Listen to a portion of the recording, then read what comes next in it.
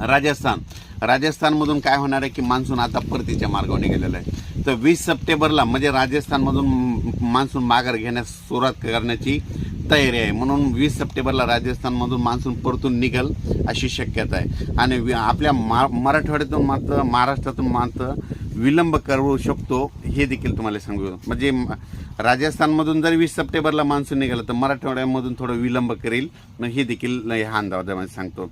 त्याच्यानंतर तुम्हाला एक सांगू इच्छितो, राज्यात सांगायचं झालं तर म्हणजे आज आहे 5 सप्टेंबरपासून ते 11 सप्टेंबरपर्यंत विखुरलेल्या स्वरूपाचा पाऊस पडणार आहे. तो पाऊस फक्त तुम्हाला सांगतो हिंगोली जिल्हा, त्याच्यानंतर यवतमाळ जिल्हा, त्याच्यानंतर अमरावती, अकोला, वर्धा, नागपूर, भंडारा, गोंदिया, बुलढाणा, त्याच्यानंतर परभणी जिल्हा, जालना, बीड, लातूर, उस्मानाबाद, त्याच्यानंतर नगर जिल्हा आणि नाशिक, जळगाव म्हणजे ह्या पट्ट्यामध्ये आता म्हणजे 2 दिवस पाऊस पडणार आहे. म्हणजे विखुरलेल्या स्वरूपाचा पडणार आहे. लेक खूप मोठा राहणार नाही म्हणून हे अंदाज लक्षात घ्या. आणि पश्चिम महाराष्ट्रात मात्र तिकडं दिवसभर ऊन पडल्यानं सरी येतील, 1-2 सरी येतील. म्हणजे खूप काही मोठा नुकसानीचा पाऊस नाही म्हणून त्यांना देखील आनंदाची बातमी. कांदा रोप टाकण्यासाठी पोषक वातावरण आहे म्हणून हे अंदाज लक्षात घ्या. पण राज्यात एकंदरीत परिस्थिती बघितली तर राज्यामध्ये सांगायचं झालं तर म्हणजे 10-11 तारखे आणखी 4-5 दिवसच विखुरलेल्या स्वरूपाचा पाऊस आहे. खूप असा मोठा पाऊस पडणार नाही, ढगफुटीसारखा नाही, काही नाही. त्याच्यामुळं हा अंदाज लागतो. फक्त पाऊस आता विदर्भातच जास्त राहणार, पूर्व विदर्भ, पश्चिम विदर्भ म्हणजे 10-11 तारखेपर्यंत पूर्व आणि पश्चिम विदर्भात पडणार आहे आणि बाकी जिल्ह्यात मात्र विखुरलेल्या स्वरूपात राहणार आहे. मग हा अंदाज लक्षात घ्यायचा. अचानक वातावरणात बदल झाला तर परतच एक उद्या मेसेज देणार आहे.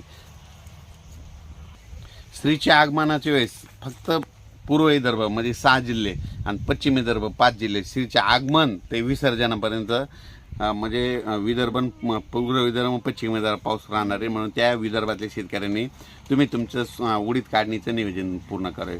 त्याच्यानंतर आता मराठवाड्यामध्ये तुम्हाला सांगतो की स्त्रीच्या आगमनाच्या वेळेस म्हणजे खूप काही मोठा पाऊस पडणार नाही. एक दिवस आड पडत जाणार आहे. समजा परभणी जिल्हा असो, परभणी जिल्ह्यात आज पडला तर उद्या उघाड येणं पुन्हा परवाच्याला पडत. म्हणजे मराठवाड्यात काय होणार आहे स्त्रीच्या आगमनाच्या वेळेस म्हणजे खूप काही मोठा पाऊस पडणार नाही म्हणून हे अंदाज लक्षात येतं.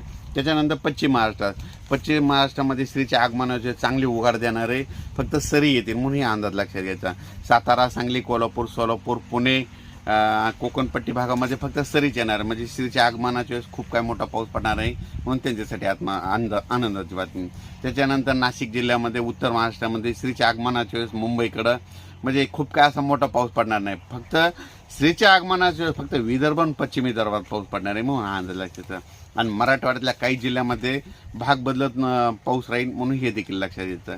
आज रात्रीच्या म्हणजे आज दुपारपर्यंत 2-2:30 पर्यंत म्हणजे आज 5 सप्टेंबर म्हणजे आज दुपारपर्यंत म्हणजे काय होणार आहे की कडक ऊन पडणार आहे. पण 2:30-3 ते मग रात्रीपर्यंत रात्री विजाच्या कडकडासह तुम्हाला विजा कडकडायला दिसतील म्हणून ह्या अंदाज लक्षात येतात. अचानक वातावरणात बदल झाला तर परत एक मेसेज दिला जाईल. लगेच उद्या त्याला एक ताबडतोब मेसेज दिला जाईल. धन्यवाद.